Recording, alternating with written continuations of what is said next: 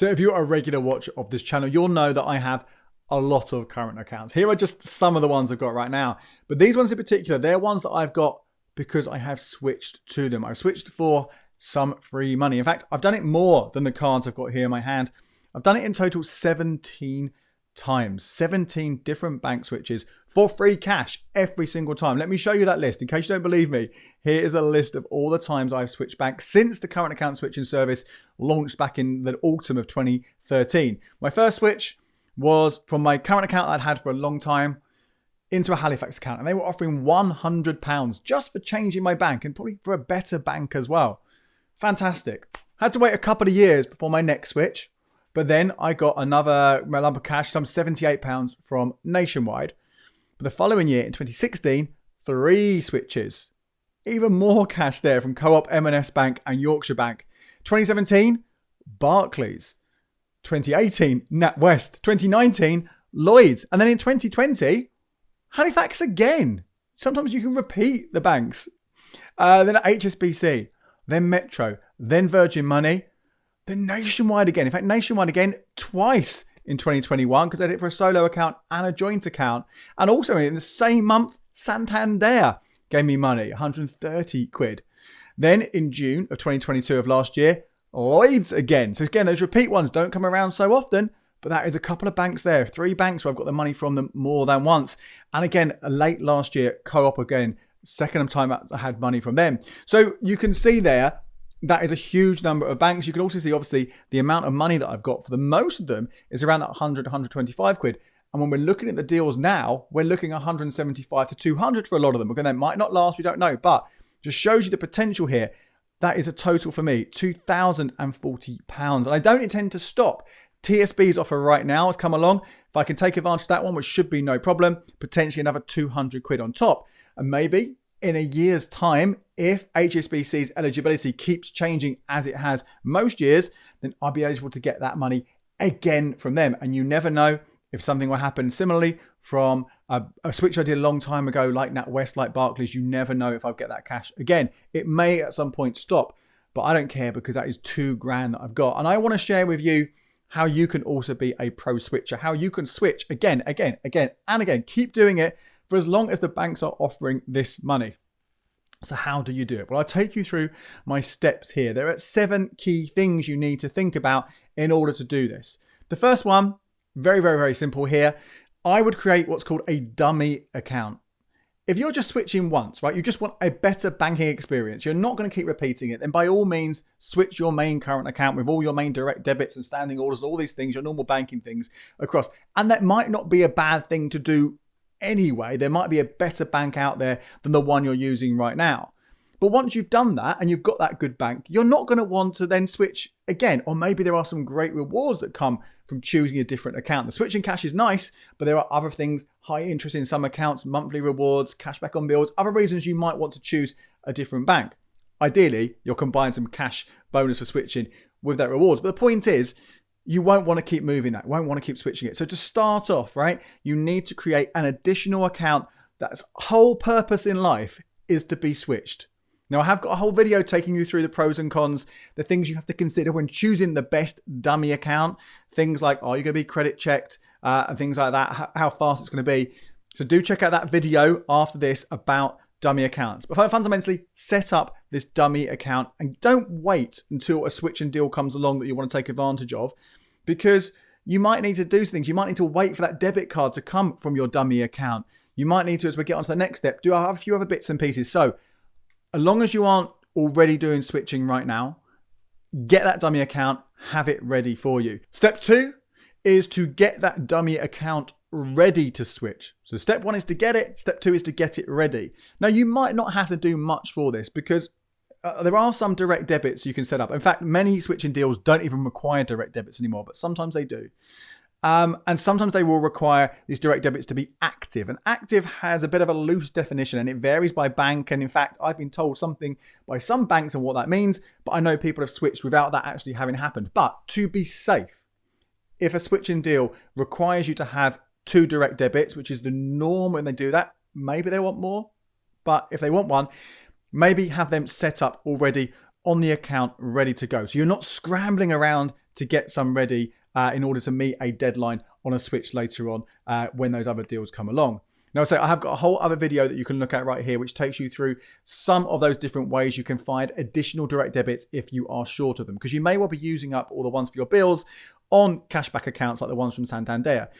So there are some extras you can set up, and some of them can be set up pretty fast, within a week or 2 weeks, which may well be enough. But again, setting up some cheap direct debits for money that's going to go to yourself via maybe a savings account or something like that, it's worth considering that, having that ready, so you are good to go when the deals come along.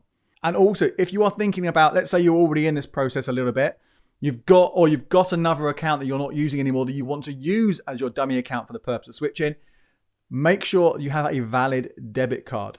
A lot of these switching deals will require you to enter in the long card number. And if that card has expired, that ain't going to work. So get to the bank, order a replacement card, or if you've got one and not used it for a few years, or keep an eye out for notifications, maybe just spend a penny or a pound on it every now and again, every couple of years, just to make sure it is active and they don't close it down. And that brings us to that third one, that third step. You've got your dummy account, it's ready to go. Now you're going to switch, right? But you've got to choose that switch. Often there are a number of deals happening at the same time. They do come and go, so there's no point me outlining them for you right now. I do that though every single month in my current account news update. So you'll be able to, if you subscribe to the channel, you'll get those notifications. Plus, when new deals come along, I often try and do a separate video going into the details, showing any little hacks you might need to take advantage of those deals. But they come and go. So let's assume you've got a choice of 2 or 3 different deals. Let's assume you're eligible for all of them. Sometimes if you're an existing customer or an ex-customer, you won't be, but sometimes you will be. Again, there's no set rule for any of these deals. There are a couple of things that you do want to think about though before, not just the amount of money that you're going to go for. This is because you're going to be a pro switcher, remember? You're going to switch again, again, and again, and again. It's not just doing it once. This is about keeping on doing it. So my first thing to think about here is, will you keep the account you're going to switch to? It could well be, mentioned this before, really good savings account, regular savers. Time of recording this, First Direct's giving you 7%. That's worth, if you switch to First Direct, sticking around for. Or the Halifax Reward account, spoken about that loads, £5 a month for a free cinema ticket every month, as long as you jump for a few hoops. These are things you might want to stick with and keep once you've switched over. So bear that in mind. If you've got a choice of a couple of different offers going on, and you're trying to do multiple ones, what are you going to do? Are you going to keep it, or are you just going to switch and switch and switch and switch? Then you also want to look at a couple of things in terms of the date. So first of all, how fast the money comes to you. And secondly, is there an expiry date for this offer? Like, we know you must start the switch by X date. Some of them don't say this, some of them do. Now, if they give you, there's a number to choose from, and there are dates, and some are faster paying than others, what I personally would often do is try and stagger them like that so I can get them all. Guarantee I'll get them all. So one that pays, let's say some of them pay in a couple of weeks, can be done, or a month. Switch that one first of all. If that's going to, money's going to come to you in time for you then to start switch to the next one, potentially even a third one. Cram them all in, get all of that cash. And you might think, well, I don't need to cram them all in because these deals come back, and most of the time they do, but they don't always. So you've got to weigh up whether you're going to take a chance and a risk that this is the only time, the last time to get it, or whether if I miss it, it's not the end of the world. I'll just get it when it comes back in a year's time. You've got to weigh that one up. So some good examples there. That list I showed you at the beginning. Barclays offered switching deals in 2017, was it? Something like that, 2018? Maybe it went as far as 2019. We haven't had one for the last 3-4 years. Nationwide ran one from 2021 to late 2022. It might come back, it might not. So you've got to kind of weigh up whether you are going to kind of, if you really want to make sure you get them all, do those timings. Can you get them all and get that cash in a certain amount of time? Flip side of that though, is some of them don't actually ever list an expiry date. It could go at any time. And the recent good example here is one from Santander, which launched in the late January of 2023. And based on the previous times they've run this offer, I thought it would go for 6 weeks. That's roughly how long it's run when it happened 2 or 3 times prior to this. This time it ran for 2.5 weeks, and it was they said it was going to go at lunchtime of the day that it went. So lots of people might be thinking, I've got time to get this, I'll do this other one first, but then they missed out. So again, this is the kind of thing, if you're a pro switcher, you've got to sort of think bigger picture. this is my only chance to get it, or do I take a wait and see what happens? Of course, if you look at that list of things that I had, obviously I switched these banks a long time ago. I was getting £100, £125. Now these things are 175, 200 quid. Maybe waiting could be better for you. You get that more cash, you get more money. Of course, the flip side might be they start to reduce down next year, year after. So that's how you're going to kind of decide on which one you're going to go for. And something else is really important here if you are a repeat switcher to also factor in now. If you've done this a few times, you are going to see an impact on your credit reports. Your score will drop. Again, I've got a whole video taking you through this, but very, very quickly, every time you open a new account, the vast majority of accounts that you open, whether it's for a dummy account or the account you're going to switch to, there will be a hard credit report search on your report. And that will hurt your score for a short period. Nothing major, it will recover in time, but it will happen. And then when you switch, because as you know, when you switch from an old account to a new account, as part of the current account switch service, as part of getting this money, your old account has to close. When an old account closes, it disappears off your credit report and the average age of the different accounts you have will get shorter. So if you've had an account for a long time, less important if you only had it for a few months and you switch. If you've had it for a long time, that also could hurt your score. And it takes more time for accounts to get old enough to appear on your report as for that sort of longevity signal, which is important to credit reports. So you might also want to think, all right, maybe I want to hold off a little bit, particularly if you have something like a mortgage on the horizon in the next 6 months. Ideally, no credit applications, not just current accounts, anything else, 6 months before a mortgage application. And you might also have, let's say you do have credit card debt, then you might be looking at a balance transfer credit card. That is going to be really important that you kind of get one of those. And again, the more applications you have in a short space of time, the more other lenders might look at it and go, oh, why are they making all these applications? They won't know it's because you're hacking the switching system. So just be careful there before you choose and actually start that switch. But let's assume you've taken all of that into account and you have chosen the bank, and this takes on to step 5. And that is simply to make that switch. Really, really simple. You know what you're doing. You apply for the account. You hopefully are successful with that. And then you set your switch date. Bear in mind here, when you choose that switch date, if there are any requirements, such as having direct debits on the old account, if they're not set up, you want to give yourself a bit of time for that to happen. But also, if you are trying to get more accounts in a short space of time, you want that switch to happen as soon as possible. So just make sure all of that can happen perfectly fine. And then you set that date for the switch to go through, and then you're waiting for the cash, right? But when you're waiting for the cash, it's the important part of this step 5 when you are sort of is to ensure that any requirements that are needed for the switch and for the new account are met. So, good example here, when we talk about a switch, some of them might ask you to check your online banking every single month for 3 months. If this isn't your main account, you might forget to do that. So set a reminder, put a note to say, look, I will check my account in order to the app to make sure I do trigger that part of it. If you have to pay in a certain amount of cash, again, make sure you do that by the deadline.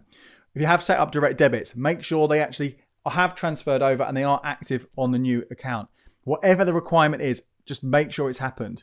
Similarly, the new account you've opened, whether you're keeping it or going to switch away again afterwards, you need to ensure that you are doing the things that are needed to avoid a monthly fee or to get the reward while you've got it. All those kind of things, just make sure you're doing it. Okay, so just read over those terms and conditions each time. They can change when switching deals come around. So make sure you're fully across what is required.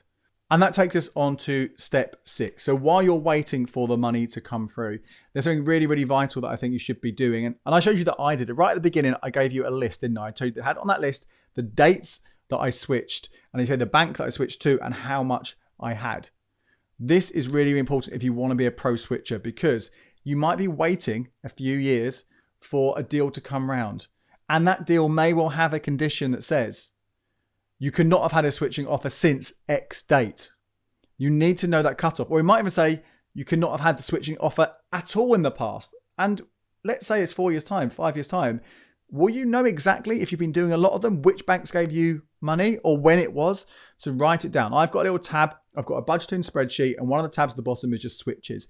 And it lists literally, as I say, when I switched, the bank I switched from, well, that's less important, but I've got that for my own purposes, the bank I switched to, and the amount of money. Now, if you aren't aware, if you've been doing this for a while and you're not sure about that, a few little tricks that might help. Can't guarantee it, But if you've still got access to online banking for one of the banks, is to go through your statements. Just go back, find that date that you got the money.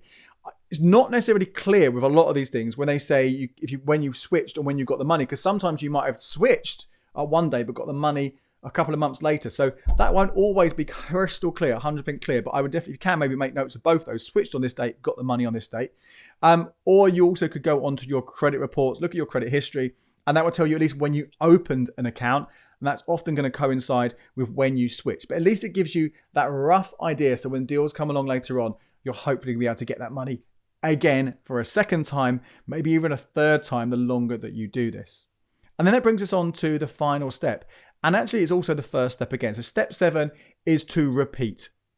Start back at the top.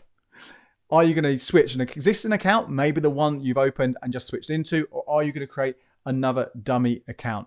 And then you'll go through all those processes again. And hopefully you will make a load of money from this. And don't forget as well, it's not just you. You can get your friends, your family members to do this as well. If you're in a couple, if you can both do this, you can get even more cash. Those switches I shared at the beginning, they're just the ones that I've got. My wife has switched, not as often as me, but she's probably done at least half a dozen, if not more. Again, probably another grand that she's made there, which is absolutely fantastic for us as a family. And I'm sure it would be for you as well. My name is Andy Webb. Let me know in the comments below how many times you switched, how much money you've made by switching. Let's see who's got the most, who's done the most, if anyone's beaten my totals. And also in the meantime, make sure you check out these videos right here for more tips to help you switch bank.